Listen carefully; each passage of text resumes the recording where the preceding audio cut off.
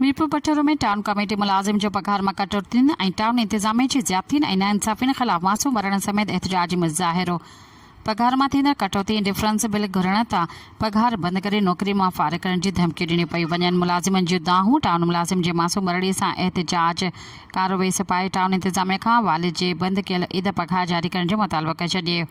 Town committee जी इंतजामिया account officer Ishaq जोगी TMO मसाना Solangi पारा मुलाजिम जे माहवार पघार में गैर कानूनी कटौती ज़्यादा ऐं नाइंसाफ़ी के ख़िलाफ़ टाउन कमेटी जे मुलाजिम अमानुल्लाह कलात्री जो मासूम मरण समेत एहतजाज मुज़ाहिरो कयो वियो। इन मौक़े ते टाउन मुलाजिम एहतजाज कंदे चयो त 14 सालनि खां गुज़िरियल टाउन कमेटी जो मुलाजिम आहियां, जॾहिं त साल 2018 खां 2025 ताईं टाउन कमेटी जी इंतजामिया पारां माहवार पघार में गैर कानूनी कटौती करे डिफरेंस बिल जारी न करण ख़िलाफ़ टाउन कमेटी जे अमलदारनि ते एंटी करप्शन में कयल दरख़्वास्त बाबति हाणे गुज़िरियल 2 महीननि खां पघारूं बंदि करे नौकरी मां फारिग करण जी धमकी ॾिनी पई वञनि। हुन त पघारूं बंदि हुजण करे घर में फ़ाका कशी काटण ते मजबूर आहियां, लेकिन केरु बि ॿुधण वारो नाहे। एहतजाज कंदड़ मुलाज़िमनि जे मासूम बालड़े टाउन कमेटी जी इंतजामिया ख़िलाफ़ एहतजाज कार्रवाई पाए सिंध सरकार खां वालिद जे बंदि कयल ईद पघार जारी करण जो मुतालबो कंदे चयो आहे त बाबा जे बंदि पियल पघार ॾेई इंसाफ़ कयो वञे।